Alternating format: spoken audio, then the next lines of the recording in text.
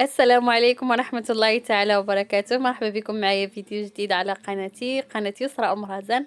نتمنى هذا الفيديو هذا يلقاكم في أحسن حال وأحسن الأحوال إن شاء الله يا ربي. بالنسبة اليوم غادي نشارك معكم جوج أنواع ديال الحلويات، غير خليت كل فيديو بوحدو، غادي ننزل لكم فيديو إن شاء الله. بالنسبة لهذا الفيديو هذا غادي نشارك معكم حلوى ديال دوازاتاي كتجي زوينة بزاف بالكاوكاو والشكلاط، كتجي اكثر من رائعه ولذيذه بزاف. انا متاكده غادي تعجبكم وحتى وليداتكم غادي تعجبهم بزاف. اقتصاديه هاد الوصفه هذه بزاف، وهنا بلا ما نطول عليكم ندوز معكم مباشره للمقادير والطريقه ديال التحضير. وهنا بالنسبه للمقادير غادي نحتاجو 2 معالق ديال الزبده، 2 معالق كبار. هنا دائما كنعطيكم وصفات اقتصاديه. وكذلك غادي نحتاج واحد البيضه واحده، قبصه ديال الملح. غادي نحتاجو نص كاس ديال السكر كلاصي، اللي ما عندوش سكر كلاصي ياخذ السكر العادي، سكر حبيبات، ويطحنوا في الطحانه اللي تنطحنوا فيها كاوكاو، راه تيرجع السكر بودر. تقريبا هنا واحد 60 غرام، يعني نص كاس. كذلك غادي نحتاجو واحد الكيس من فانيليا اختياري. وهنا عندي كاس، تقريبا كاس الا ربع ديال زيت المائده. غادي نكبو على العناصر اللي عندي في القصريه اولا في البول صافي. وغادي نحاول انني ندمج مزيان داك الزبده مع البيض والسكر والزيت والفانيليا اللي كنكونوا درنا، والقبيصه ديال الملحه حتى هي. ونحاولوا هنا ملي كنكونوا يعني كنخلطوا داك الزبده، تنحاول انني نبرك عليها مزيان بالصباع ديال يدي. وهنا الزبده يمكن لكم تستعملوا اي زبده عندكم كيف ما بغات تكون، يعني ديال البواطه ولا زبده ديال الطاسه ولا ديال الكرتونه عفوا،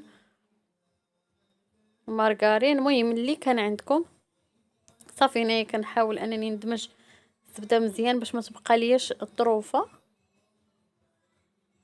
ونخلطوا كلشي بهذا الشكل هذا كيف كتلاحظوا. ودائما كنضغطوا على داك الزبده ديالنا صافي حتى كنتحصلوا على واحد العجين بحال هكا تيكون عندنا يعني متجانس. هنايا غادي نضيفوا ليه الدقيق. بالنسبه للدقيق انا غادي نوريكم شحال خدات ليا. وقبل يعني ما ندير الدقيق، انا هنايا خديت واحد المعلقه ديال الكاوكاو مطحون، كيجي فيها زوين. الا بغيتوه حتى هو اختياري، تقدروا تخليوها غير هكاك صافي. هنايا كنضيفوا تقريبا نص زلافه ديال الفرص، تقريبا واحد 125 غرام اولا 200 غرام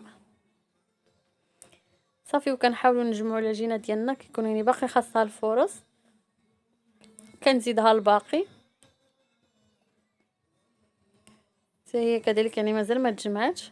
هنا تقريبا خدات لي واحد 300 غرام، يعني زلافه وواحد نص كاس تقريبا هكا ديال الفرص صافي. ومنين كنشكلوها بحال هكا يعني كتجمع معنا العجينه، يعني هكا كيكون القوام ديالها ما تكونش غليظه بزاف، ما تكونش عفوا قاصحه بزاف، وما كتكونش يعني رطبه بزاف عاوتاني، يعني تكون ما كتلصقش في اليد. هنايا كنديرها في بلاستيكات نخليها ترتاح شويه، من بعد كنجيب كل وحيده صافي وكنشكلها هكايا بحال التشكيل ديال حربول بحال هكا صافي. تنقطع دوك الجناب باش كيجيوني الجناب مقادين مزيان. تقدروا ديروا حربول كبير وتقطعوه، انا كانت هذيك هي اخر وحده صورتها معكم لان التصوير تيشد الوقت بزاف صافي. دخلتهم طيبتهم على عافيه اللي هي مهيله حتى طابوا ليا، من بعد حمرتهم. من بعد خديت هنايا الشكلاط الاسود ذوبته وزدت فيه شويه ديال الكاوكاو محمر باش كيجينا داك الوجه ديالو هكا فيه الكاوكاو، كيجينا اكثر من رائع.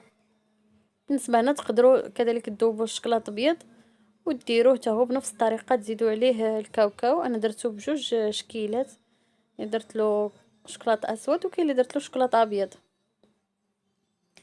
صافي. هنايا كنحيدهم بواحد الفرشيط، ولا بعد كنديرهم في واحد الاناء يكون فيهم يا اما بابي كويسون يا اما تيكون فيه داك سلوفان اولا باش كيشد ليا لا فورم ديالو. هنا بالنسبه لهذيك الحليوه اللي تتكونوا اللي تشوفوا هكاك، هذيك شاركتها معكم في فيديو واحد اخر حتى هي كتجي اكثر من رائعه.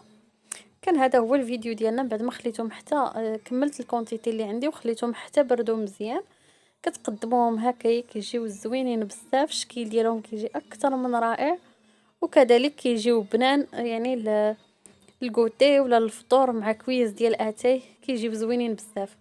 وتقدروا كذلك ديروهم في الاعياد او لا شي مناسبه هكا خفيفه الا كانت عندكم، ولا في العيد الصغير تا هو تنحتاجو غير بحال هاد الحليوات هادو اللي تيكونوا غير ديال دوز اتاي.